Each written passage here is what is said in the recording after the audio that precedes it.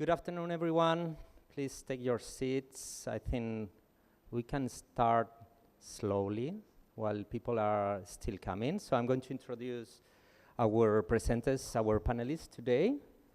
So we have, I'm going to read it according to the order of the presentation. So I will start with Mr. Farooque, Ahmed Siddiqui, sorry, who works as National Technical Advisor for UNIDO and the Poverty Alleviation and Inclusive Development across rural Sindh. Please, Mr. Farooque, you can take a seat. Yes, yeah, we love protocol. Then next is Adam Savelli, is a researcher. He leads the CGR Climate Security Team in Asia Pacific. He's also a PhD candidate at Humboldt University of Berlin. Then next is Mr. Bibek Shrestha. He's an architect and disaster risk management professional. Bibek works as project manager for Habitat for Humanity Nepal in the project Impact 2026. And last but not least, Sayeda Shahpara Shah is an architect, urban designer, and educator. She works for the Belgium-based company Sadiq and Polack as urban designer. So today, as you can see, we are going to be addressing basically the connections between integrated flood recovery systems with other sectors like shelter, wash, and livelihoods. So basically looking at the wider impact of this approach. So I think there is a small problem here. But Mr. Farooque, I'm sorry, there is a mistake, but he will explain the impact of the Climate Resilient Settlement Development Plan in the pilot village Lako Bambro in Sindh. So this is one of the villages. I don't know if you know, but tomorrow this is one of the options for site visits. So if you are visiting this village, I think this presentation will be very, very interesting. Then Adam Savelli will provide an overview of his research on household resilience and ecosystem restoration in Cox's Bazar. Then Mr. Bibek will present examples of resilient houses, integrated settlements, and government collaboration in Nepal. And finally, Madam Shahpara will reflect on the connections between livelihoods and flood resilient recovery infrastructure. So, yeah, so I will pass this to Mr. Bismillahirrahmanirrahim. Good afternoon to all of you. So, I'm going to present how Bazar, this project we are implementing, has in partnership with Government of Sindh, reimagined this rural settlement of Lako Bambro, village Lako Bambro, through a new concept that's new to Pakistan basically, this climate resilient settlement development planning, but this is not new to the globe or to the other world countries. The initiative goes beyond reconstruction. It's about transforming the vulnerable villages which have always fallen prey to the natural and man-made disasters. We are going to transform them into resilient, economically viable, and sustainable settlements. So we'll be starting.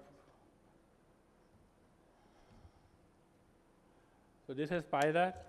This stands for Poverty Alleviation and Inclusive Development across rural Sindh. Bazar is a Persian word basically, which means sustainable. So we have taken, favor of that word and converted it into the project name. This is basically flagship program of European Union with 50 million euro grant. And this is being implemented in 5 districts. Basically, there are 5 target districts we are working. We have 4 districts on the coastal side. That's Thatta, Sejawal, Badin, and Tharpargar, and Larkana on the northern side. So Bazar program basically supports Government of Sindh in implementation of its poverty reduction document. This basically strategy, and we are going to support them in enterprise development infrastructure upgradation, institutional capacity building of the government, public and private both sectors, and then efficient resource allocation. So our approach basically integrates into livelihood with infrastructure, because you will also agree with me that resilience without economic opportunity is incomplete. This is the slide which is showing you the statistics of FILAT 2022, and this was very unfortunate basically because Sindh was one of the 4 provinces which was badly hit by the FILATs of 22, when we have very huge losses. And on housing sector, 33% of people were displaced, and 88% of the losses which were recorded on housing portion across Pakistan were from Sindh. So this disaster basically highlighted a critical issue for us, whether we can, which gave us a lesson in a way that we cannot continue rebuilding the same vulnerable structures in the same vulnerable way, so that, just to avoid recurrence of those losses in future. So this required a shift from providing relief to the community to resilience. Since time is short, so I would be trying to, elaborate as much as possible. This is basically how, this is CRSTP. There's a plan which is based on these 4 pillars: decision making, digitalization, implementation, and sustainability. So UNIDO has partnered with Government of Sindh, which has started a huge portfolio of housing. There's SPHF, you might be familiar with this, who is also going to organize this 2 days forum. So climate resilient development plan was adopted to ensure that there's integrated planning, so that we have minimal disaster risks in the future, and we could also promote sustainable livelihoods for the community. It provides structure, a structured framework for resilient infrastructure, improved basic services, which you can also term as communal infrastructure, and long-term community development in the vulnerable areas. This EU basically funded project has a vision that we should adopt such a policy so that in the future the community doesn't face the same type of disasters. So this is a type of, you can say, resilient development across the vulnerable villages.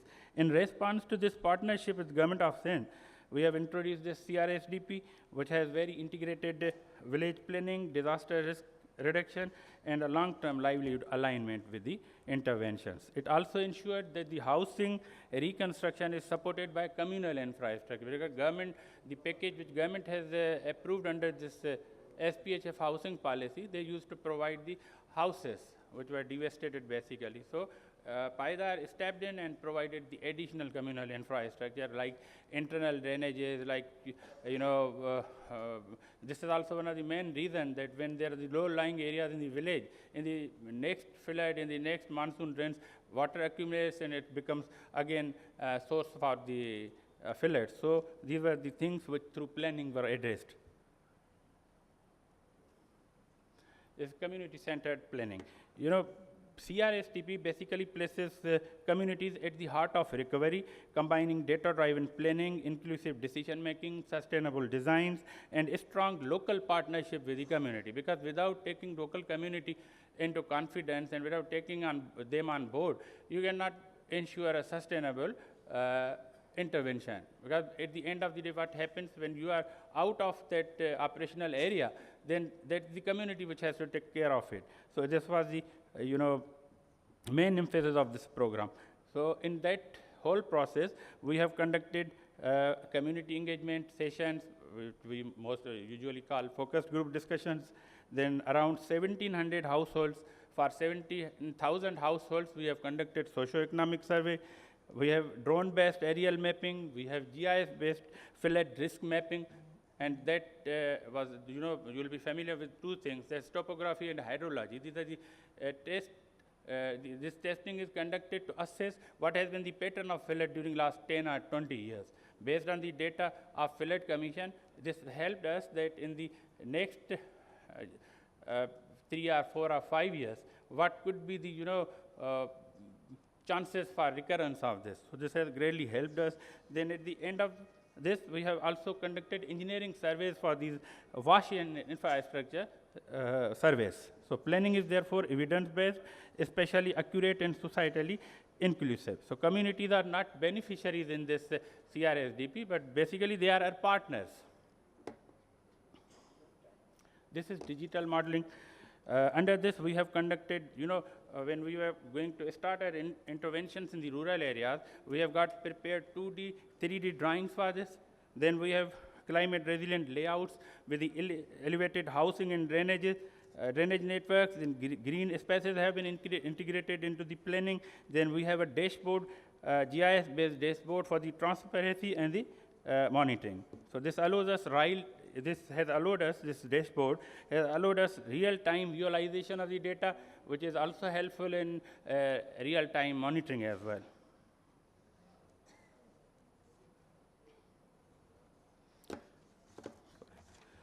This implementation, CRSTP is not just a concept, it is now a ready-to-implement package. Each village now includes, as I already pointed out, 2D and 3D drawings for the design. Then we have bill of quantities. We understand what type of requirement, what type of infrastructure, under each component, what type of things are required for this intervention. So we have cost estimates.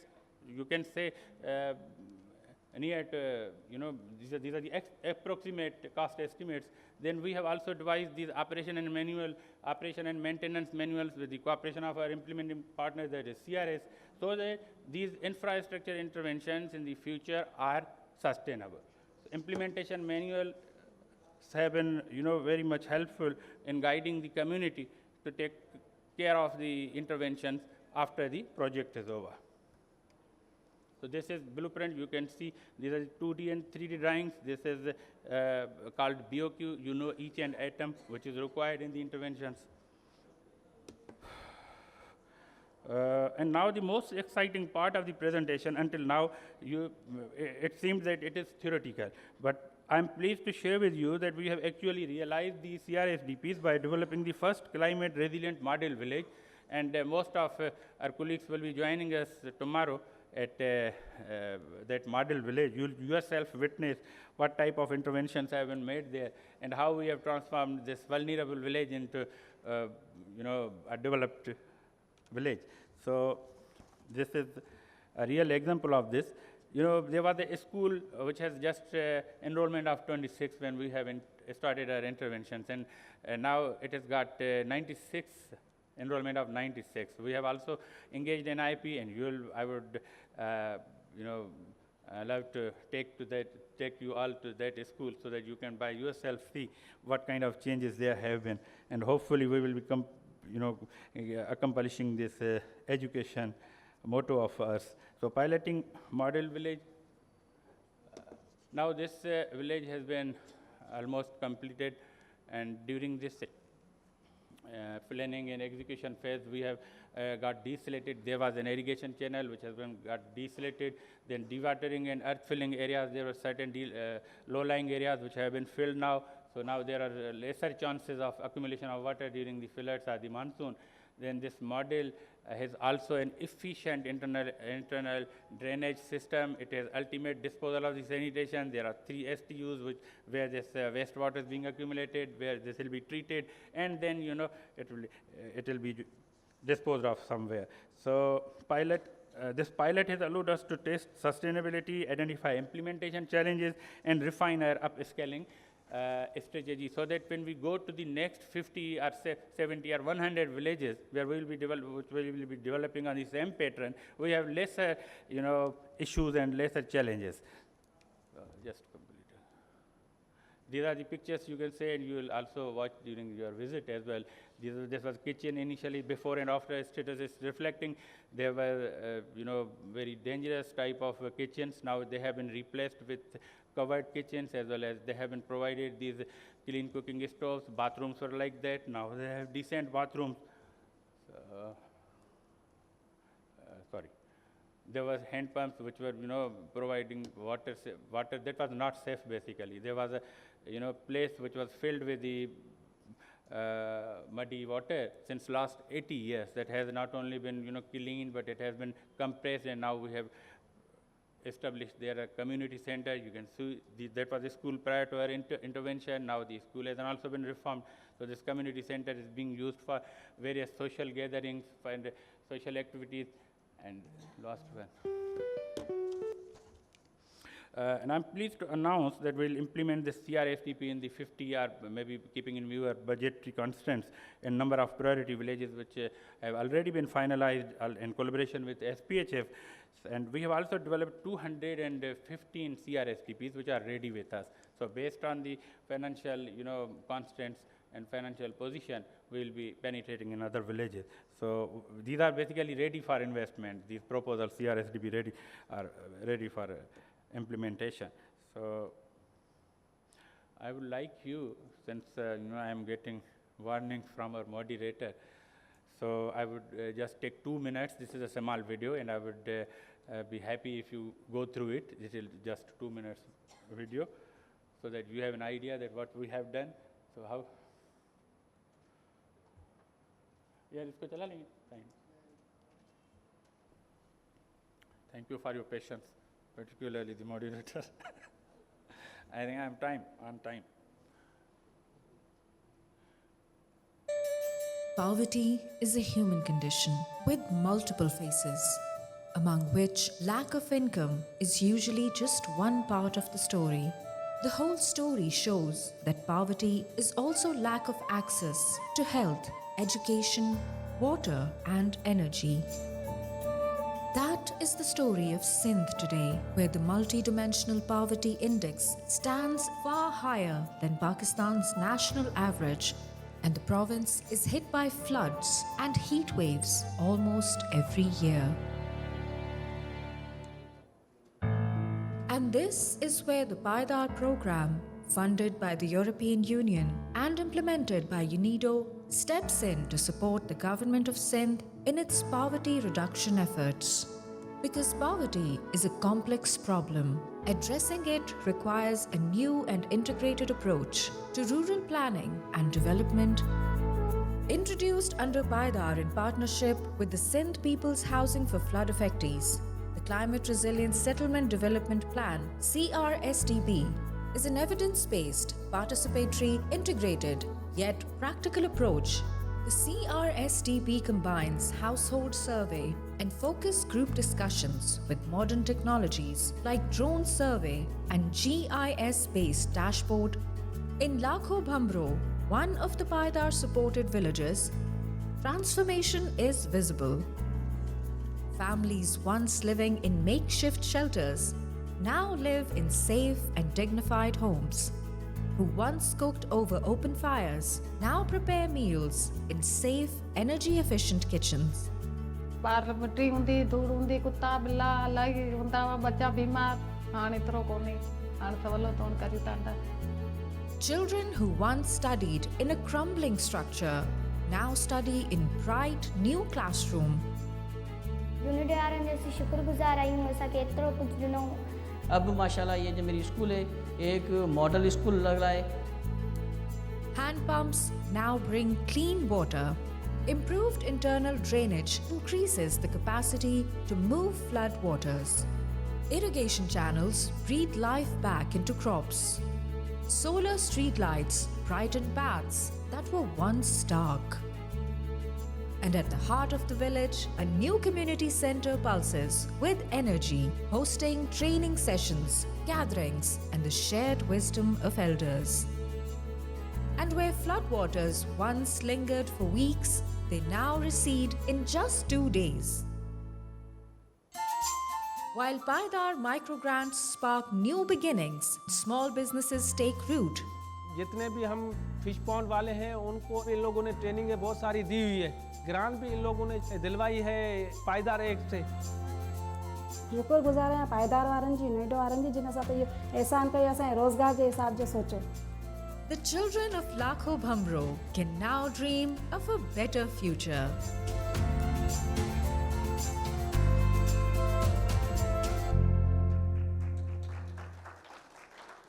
Thank you so much. We have also, live demonstration of this dashboard in Marquee. So if anyone wants to see, our team is also there, and you can also have a look at that, what we say. Thank you very much, Mr. Farooque. Hi, everyone. Thanks for coming. I'm going to briefly present the results of research that we implemented recently with UNHCR in Cox's Bazar, Bangladesh. Oh, sorry for the formatting. But basically, UNHCR invited us in to explore an ecosystems restoration intervention that they were implementing in camps 1W and 1W2 in the Kutupalong mega camp in the Rohingya refugee areas. And basically the issue that they were trying to address was persistent flooding that kept happening across the Shomarjiri waterway, which is a small waterway that would go through these camps, and every time it rained, it would flood because there was poor water flow, the stream was not reinforced, and this was causing considerable challenges for the households living along the waterway, including physical damages to their homes and property, waterborne and zoonotic diseases, and it was sort of exacerbating the already extreme spatial constraints that the camps face. So the components of the intervention were community engagement and erasement wearing. There was the relocation of high-risk households. There was solid waste collection activities within the waterway. There was slope protection among the slope banks and the stream banks with geotextiles and bamboo. And there was cash for work and the installation of solar street lights and vegetation planting. So our methodology for assessing how well this intervention actually addressed resilience outcomes and how those resilience outcomes sort of would also impact humanitarian development and peace-building outcomes was a mixed method assessment. So we did quantitative climate hazard risk mapping. We did a large-scale quantitative survey with a treatment and a control group who were facing similar environmental and climatic hazards, but the control group was not targeted by the intervention, while the treatment group was. And we did lots of key informant interviews with UNHCR and partners, but also directly with intervention participants, affected households, to put their voices at the center of the research. I'm not going to go into too much depth on the conceptual framework that we employed. I'll just say quickly that we defined resilience as the ability of households to anticipate future hazards before they occur, to withstand them as they are occurring, to recover from them after they occur, and to transformatively adapt, which is the trickiest part, which is really supporting households to address the root causes of their vulnerability.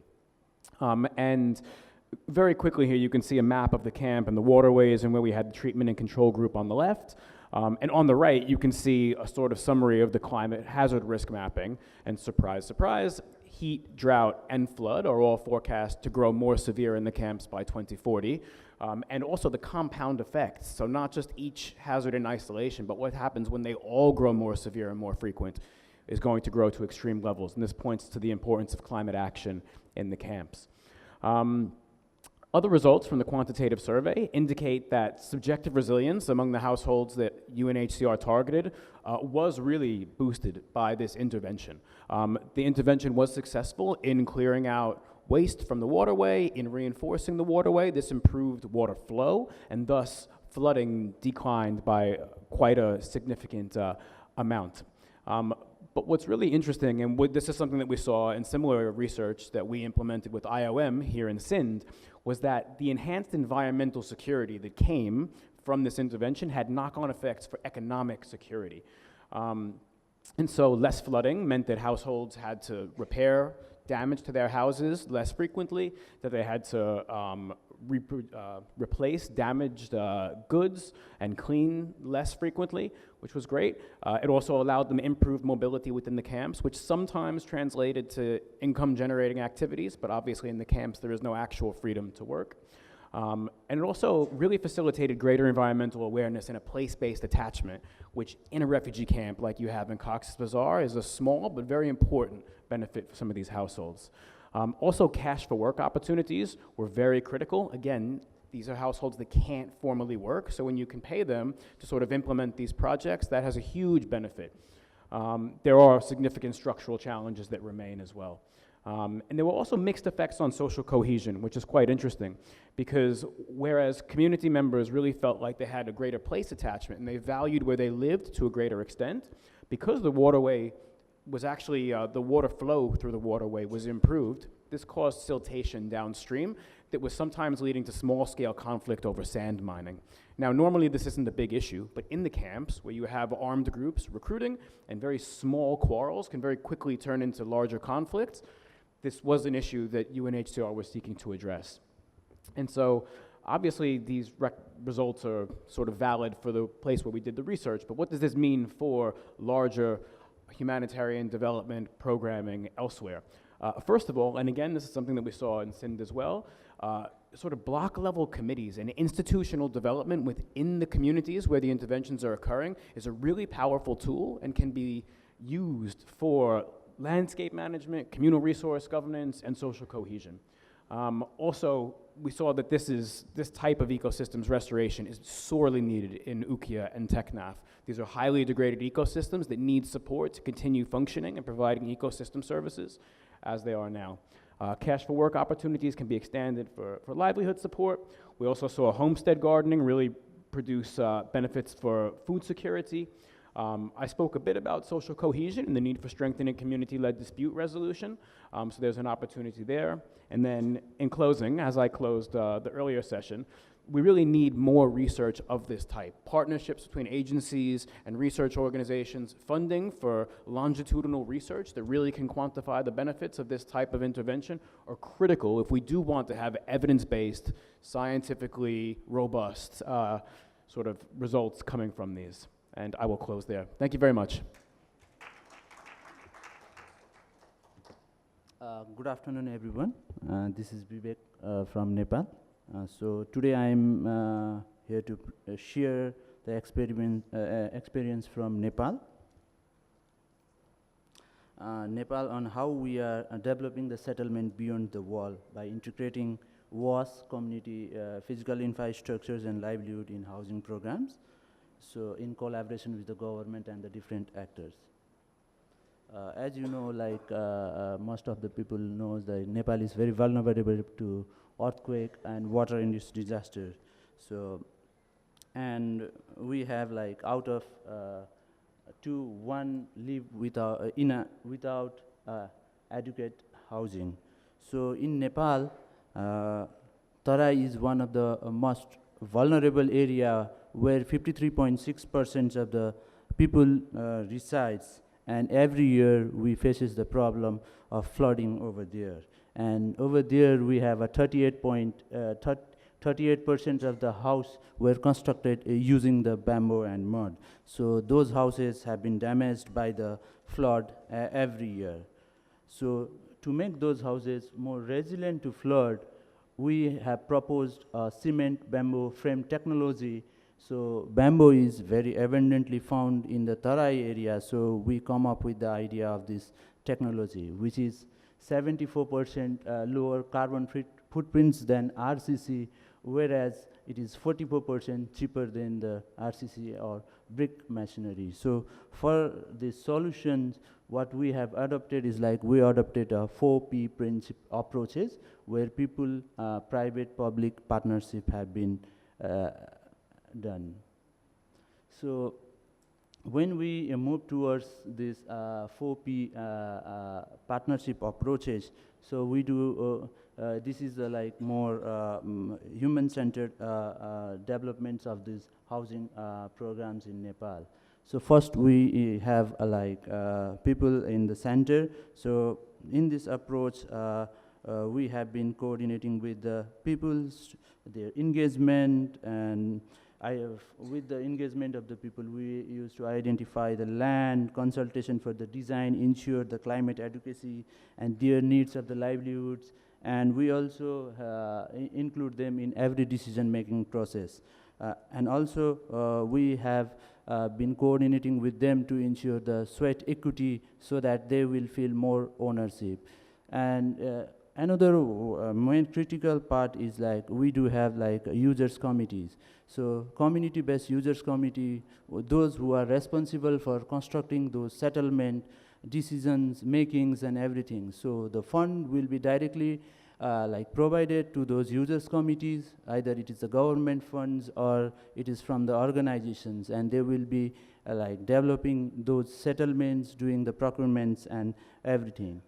So apart from that, we also could have like governments who will be supporting on, we have those governments who will be supporting on development of the infrastructures, road, water supplies, facilities, and other electricities and drainage facilities. So here when we talk about the government, it is the 3 tiers of government. Federal government is also supporting on the development of the infrastructures, whereas local government have been supporting on the funding for the housing as well as fund for the land, or they are more responsible for the land allocations as well. So another part we have is the private sector. Private sector also plays a very vital role in developments of the settlement. So when in case of the urban area, the lands are values are very high, and government also do not have the abundance of the land. At that time, what we did is we collaborate with the financial institutions, and they buy the land and provided it to the peoples, the vulnerable peoples, and they will be providing like the cost of the land in the tranche basis in the every month. So this is how the private sectors are also supporting on the financial and the technological part as well. In the private sector, one of the most important sector we have is the bamboo treatment centers. So they are the one who will be providing us the treated bamboo, which will last more than, I think, 35 to 50 years. And they are also creating the jobs to those vulnerable peoples. So I think this is also one of the major important factors or partnership we have been doing. Other is we have a partner. We only focused on the housing part, but there are the other part like was livelihoods, and then education and health. We have been collaborating with the other actors, like we have been collaborating with the Helvetas, SOS, Water Aid, and Save the Children, so that they will be supporting on the other missing component we do not have. And they are also providing the training. So this will have a more sustainable approaches. This collaborative ecosystem ensures the sustainabilities of those settlement develop.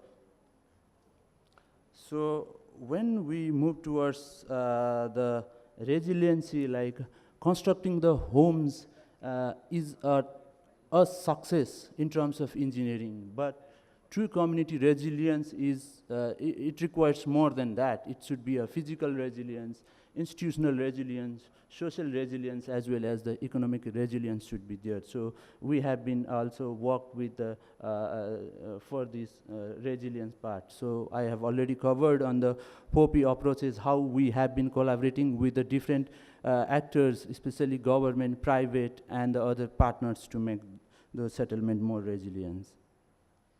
So this is one of the approaches we have been adopted in Sampanna Basti, so which is one of our largest settlement we have supported. So we can find the learnings of this on the website as well. So these are the few of the settlements we have been engaged through the 4P approaches. We have other settlement as well where we have been engaged with the government, private sectors, and different partners to make those settlements integrated and more resilient. So coming towards the learning, so for the learnings, early community consultation participations and shared decision making and meaningful local contribution helps in practical and adaptable housing. So we need to expect the changes, because what we designed did not work at all. So we have experienced like 71% changes in the design, which was earlier finalized by the communities. So we need to to keep in the mind that there will be changes in the process. So we should be adapted on that, so that it will make that settlement more resilient. So another one, you can see the pictures in the top right. So this was the one of the largest settlement we have constructed after 2015 earthquake, and I was also part of that settlement construction from design to the constructions. So the learnings we have from that settlement development is like, right now the occupancy rate is low. When we like revisit after of 6 years, we see that the occupancy rate is low. And we come to conclusion that the settlement developed without linking the livelihood will not sustain. So even though people are there during the snow season, because lots of tourists go there, people come there and have those opportunities to earn the money. But the reality is like they do have the livelihood options in their previous settlement. Even though that is vulnerable, they are still living over there. So our learning is like, while developing the settlements or integrated settlement, livelihood options and the cultural and social norms should be well studied and should be linked. So, sorry. And another part we have been learning is like collaboration with the government will take time because they have their own process. The budgeting, the allocations of the fund for the infrastructure developments and everything will take time. So we need to be patient on during the collaboration with the government. So, and engaging with the different partners, even though we for those development of the housings or the settlement after the disasters, so there are multiple partners. We do not have all the resources within us, but we can collaborate with the different partners to have a more more shared responsibilities to make those settlement more resilient. So I think our learning is when we have there are lots of study done by the universities on the settlement, and in those integrated settlement, the health cost they have been previously investing is very low. Now they have reduction in the health expenses by 70%, and the livelihood income or income generation activities has also been increased. And we can see lots of livelihood opportunities were seen over there as well. So I think we need to plan for tomorrow rather than tomorrow risk rather than focusing on the current crisis. So thank you. Assalamualaikum, I'm Shahpara, and I'm presenting my thesis research that was conducted at KTH. And it's titled Threads of Resilience, and it looks into livelihood-focused recovery infrastructure, specifically the flood refugees, which were affected in 2022 floods in Sindh. So just a brief introduction of Urali. So it's a traditional cotton quilt that's been being made in Sindh, and it's a women-led practice that has been passed down through generations. So it holds a lot of cultural and economic significance to the people of Pakistan. And the context that I was studying and analyzing, that's in Badin district. It's called Ahmed Raju village. So this village, just a brief background, so Badin is one of the cotton producing districts in Sindh, and the Ahmed Raju goat is known for its Satrangi Rali. But as you can see in these little maps out down there, that in Badin has been facing flooding in almost every 2 years, and recently it has almost switched to every year now. So from this, I kind of saw that, the women who have already been so marginalized and underprivileged, and have been facing a lot of social and economic challenges, it is further getting worsened by these climate change-induced monsoons. So from my understanding, I could see that now monsoon or these floodings have become almost a season that we must be designing for. So I concluded that we have a dry season, and also then we have the wet season within these areas. So for my research, I went for an ethnographic research approach. So I spent 2 months during my field studies in Ahmed Raju village, and it was based on a lot of participant observations, informal interviews, and of course I was also documenting my lived realities of that space. So I focused mainly on the social structures, economic structures, as well as architecture and rural formation of the village. So from a social perspective, I realized that the people that are grouped that I interviewed, the rally maker, fishermen, and also the farmers, their whole life revolved around their economies, the livelihood that they were a part of. So livelihood was a major center of their daily lives. And from economic structures, I did realize, based on all the interviews, that even though really making was a home-based income source for them, but there was always a middleman who was kind of setting the prices for the market. So that was one of the issues that they were facing in all the three occupations. And from an architecture perspective, because this was quite important to me, I really wanted to understand why is the architecture even being affected by the flooding. So this is what I learned about it. Like, even though they had like little strategies in place, such as retention ponds, which have already been acting like barriers towards the flooding, but there was a huge lack of infrastructure in terms of the built structures, because they were still abiding by the bamboo, and not the bamboo, but they use this tree trunk, it's called the Devi tree. They use those trunks and then wrap them around the mud. So that was a kind of construction that was being carried out there at the moment. So based on all this research, I did find out that, you know, the flooding has become a recurring issue, and it's rather an emergency which requires a permanent solution, because it has become a permanent situation. And resilience requires permanent livelihood-centered infrastructure. And then I was also curious to see why it has not been implemented so yet, because it has become a norm to us right now. And that was also one of the reasons that, because it has been normalized so much, that we don't really think about it. And of course, there has been an issue of lack of, let's say, land ownership. And majorly, I felt the women were often excluded from the formal planning processes, which led to them being living on these tents along the roads whenever the floodings do come about. So to change about this thing, I propose a solution that we need more permanent wet season buildings for relief makers, and perhaps in the long run, it could be catering to the different occupations which pertain in different villages in Sindh. So right now, that's the cycle that we see, that the floods happen, production stops, they rebuild the houses, and again, the same phenomena follows through. So I wanted to change the narrative, and I talk about that we need to design for resilience. And when I say designing for resilience, it means designing for livelihood, not just shelters, because it goes beyond that. So my solution was to propose a permanent flood-safe building which can support the relief production and seasonal dwelling of that area, and it could primarily be used for the wet season. So as we all have been discussing that the climate resilience requires more collaborative efforts. So that's what I had also come down to as a conclusion, as you can see in the phases.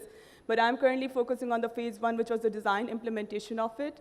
So you could see, like, this was just a proposal from my side where I used their known technologies in terms of their building construction stuff that they had in place. And I improved on it based on my previous experiences. And then we designed this whole cluster for them. And the idea was that it keeps, so the space remains stationary, but the use of it keeps adapting to the seasons that they are facing. So for example, you can see in the left side image that these clusters, these shelters that I have designed at the back were used for the storage of the materials, which is used for their production. But later on, when the floodings do happen, they get adapted into more of a shelter spaces. So holistically, my recommendation was that shifting the post-flooding recovery from temporary to relief to permanent livelihood-centered infrastructure is much needed steps to be taken right now, and it needs to integrate the women-led informal livelihoods, because they play a pivotal role, and we have been talking about it since yesterday. And we need more support for permanent flood-safe spaces for production and seasonal dwelling. So, and as my colleague also talked about, that we need to do more research on these things, because it cannot be a top-down approach. It needs to be embedded in the grassroots initiatives which are already in place, and it needs to be taken into account. And that's about it. Thank you so much. Well, thank you very much, Shahpara. Yeah. So it's a moment for questions and answers. I don't know if there are questions here. Please raise your hand. Yeah, I don't know who was first. I think maybe on the fourth row, yeah. You can pass the mic, yes. I have a question regarding bamboo structures in Nepal. I just want to ask you that which fire safety measures have been implemented in these bamboo structures? Can you repeat the question? I'm not sure. Fire safety measures. Fire safety measures. Yes, Bibek. Yeah, thank you for the questions. So yeah, you correctly point out that the fire safety measures is one of the very critical measures when we talk about the bamboo. So we have a research that like 1 hour of the fire safety when we treat the bamboo, we have a 1 hour of lag time, so that till 1 hour we can evacuate. But we are still working with the university to enhance the resiliency of those bamboo structures. So we use the boric and borac acids while we treat the bamboo. So it will it have increased the fire resiliency, but not up to the that level what we were expecting it to be. But I think 1 hour lag is there. Thank you. Thank you. My question is pertaining to again Nepal's, the disastrous history. And as you mentioned, there are the two disasters which are frequently hitting Nepal, earthquake and the floods. But you emphasized on the structure of the bamboos, which probably pertaining regarding the, I think, your floods. So I would like to know whether this your structure or resettlements are permanent and outcome of the both disasters or just one disaster. And second question is about the bamboos. Bamboos is one of the options in our housing project of SPH, which is being implemented in Sindh. It's one of the options for just roof. So is it only the option for you because this is abundantly available in your country, or it is technically and feasible? So this is also the question. Thank you for the questions. I think first question is more about why we choose bamboo. Because bamboo, when in our case, like flood is prominent on the Tarai area, even though we have encountered flood in the upper areas in the recent time, Gulf and other floods, we have been encountered in recent year, but mostly in the Tarai area where 53.6% of the people live, we have been encountering floods over there. So bamboo is the like most abundant materials we do have, and they have been using the bamboos from centuries. So what problem we have been facing is like those bamboo were damaged by the flood, with the small flood. So what we have done is like we have treated the bamboo, we have raised, we do not use the bamboo in the foundation, but above the plinth we have been using the bamboo, and it has been designed as well. We have been collaborating with the Best Buy from the Philippines. It has been designed, it has been tested, so it is flood resilient as well as earthquake resilient too. So you can also get those, we have recently endorsed the bamboo guidelines in Nepal as well. So these are the permanent structures we have been constructing, and it has been like 7 years they are performing very well in terms of floods and the resiliency to the earthquake. Thank you. Assalamu alaikum and good afternoon. I'm Dr. Tanveer Ahmed. I am chairman of Hands Foundation, one of the largest NGO and the oldest NGO of the country.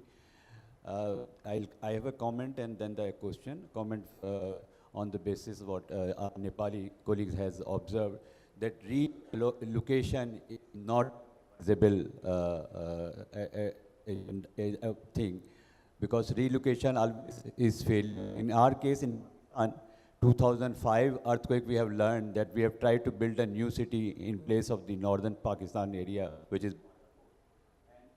failed.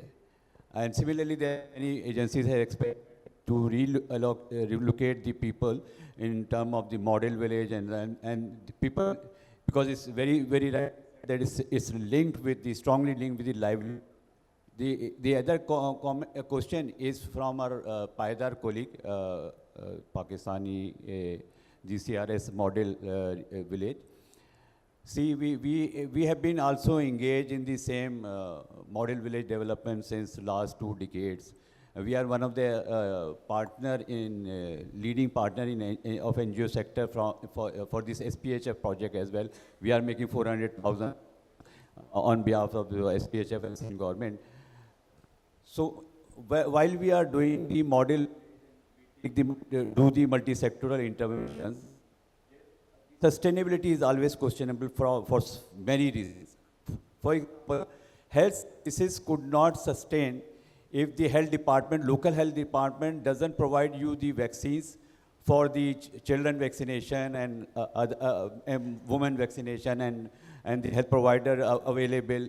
Similarly, livestock vaccination, if agriculture department don't supply to village level or provide the services, livestock cannot be. So we, being an NGO, we can develop multi-sector by doing the multi-sector intervention. Our model village, beautiful and village, but it cannot sustain until unless the local government and the district government and the overall government has the environment and the sustainable services, continue sustainable services.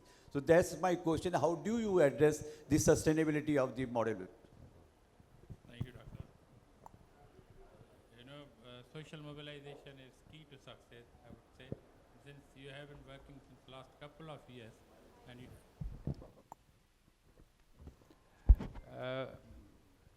this was a test bed for us, this Laco Bambro.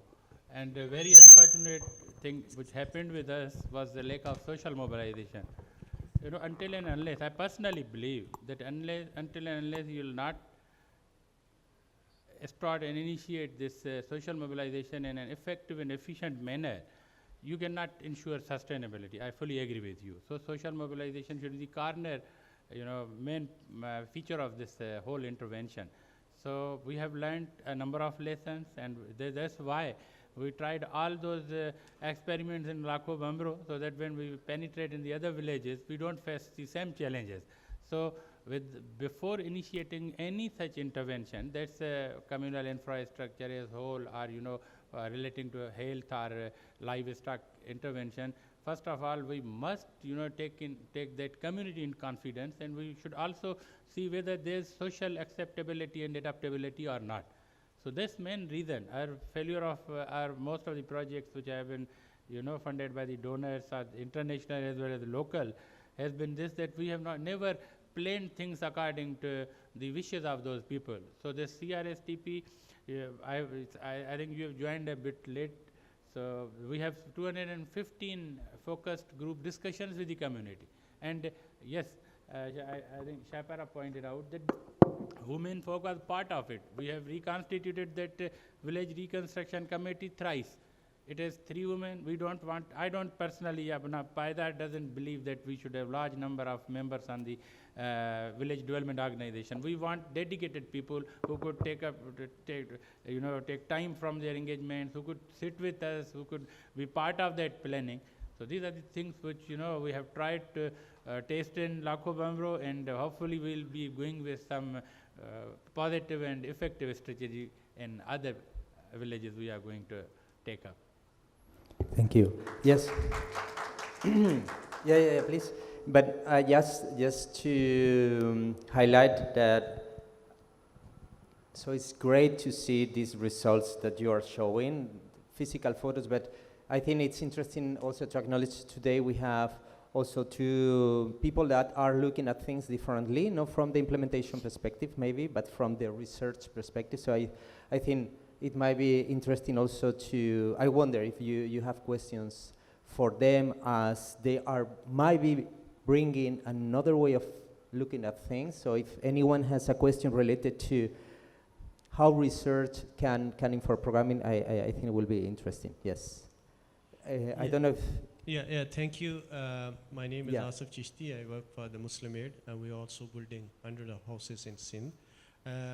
What we realized that this is good that we are having these researchers and the learning later on, but everything is context-based. Just remember in 2022, when there was a flood, and the people were on the roads, and what was the context. Even this huge investment of 2.1 million houses, they forgot to integrate those even basic things of wash into houses. So how your research is, do you think should be context-based, categorize that in this situation, these are the possible solutions. For example, you said that this is huge investment, infrastructure is a huge investment, but without linking it with the livelihoods, maybe this may go waste later on. But what is the cost benefits analysis considering the context? That's my question. Adam or Shahpara, who wants to? Thank you. Thank you for the question.